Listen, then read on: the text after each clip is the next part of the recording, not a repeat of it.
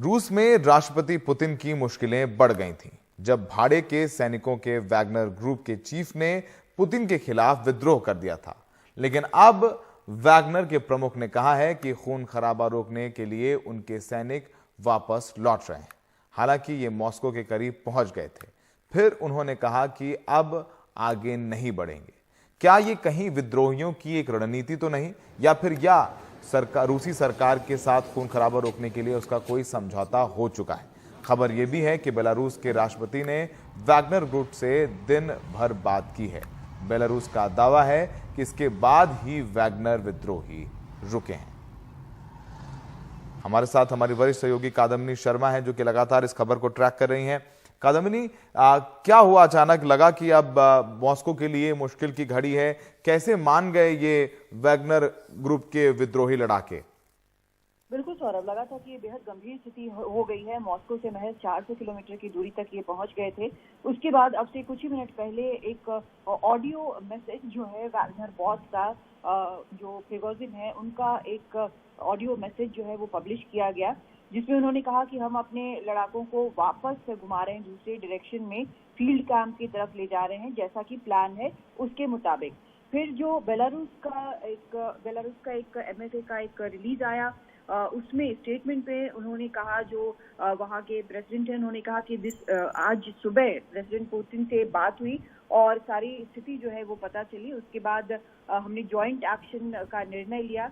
इसके मुताबिक हमने दिन भर, प्रेसिडेंट ऑफ बेलारूस ने दिन भर बात की है वैगनर प्रमुख से, और उसके बाद एक प्लान के तहत इस नतीजे पे पहुंचे हैं कि वो वापस जाएंगे। तो फिलहाल ये खबर आ रही है कि उन्होंने वापस रुख कर लिया है, लेकिन साथ में ये खबर भी है कि जो शिकायत थी वैगनर ग्रुप के प्रमुख को डिफेंस मिनिस्टर से और आर्मी कमांडर से कि उन्होंने मिसाइल दागा था उनके लड़ाकों पर, जिसमें कई लड़ाकों की मौत हुई थी।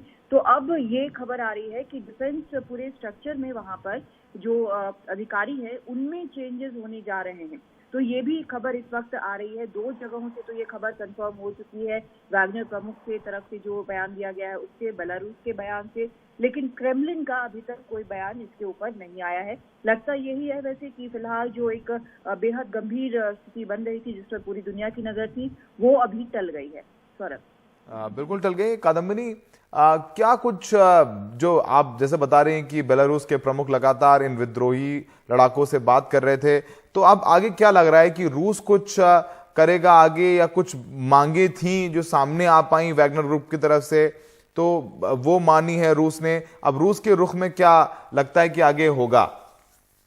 देखिए, इसमें एक बात ये भी निकलकर सामने आ रही थी कि हो सकता है कि इसके पीछे पेच कुछ और हो। आपको पता है कि 16 महीनों से, 1 साल से ज्यादा से जो यूक्रेन युद्ध है, रूस यूक्रेन युद्ध, वो चल रहा है, और अब शायद उसमें एक ये भी कहा जा रहा है कि अपने जो डिफेंस एस्टैब्लिशमेंट के जो अधिकारी हैं उनसे पुतिन खुश नहीं है, और एक तरह से ये तरीका निकाला है। लेकिन इसमें इसके बारे में कंफर्म करना बिल्कुल मुमकिन नहीं है, क्योंकि इस पर कोई भी कुछ भी नहीं बोलेगा। लेकिन ये जरूर है कि हमें ये समझना होगा कि जो ये वैगनर ग्रुप के प्रमुख हैं वो लंबे वक्त से पुतिन के साथ हैं, और पुतिन के कारण ही वो इतने मजबूत पोजीशन में पहुंचे हैं। क्योंकि जब वो सामने आए थे उस समय ऐसी पोजीशन नहीं थी, उनको लगातार पैसे दिए गए, और माना ये जाता है कि जो अधिकतर उनकी फाइनेंसिंग है वो रूस से ही आती है। उनको सबसे मुश्किल इलाके में भेजा गया लड़ाई के लिए, बाख्मुत इलाके में उनके सैनिक लगातार जो रूस के राष्ट्रपति उनके कहे पे चलते रहे, यहाँ तक कि उनको पुतिन का शेफ कहा जाता है, क्योंकि सारे केटरिंग ऑर्डर्स जो हैं क्रेमलिन के उनके पास जाते थे। तो ये सभी चीजें हैं, तो बहुत कॉम्प्लिकेटेड सिचुएशन जरूर है, लेकिन on the face of it ये लगता है कि पुतिन की मुश्किल अभी कम हुई है।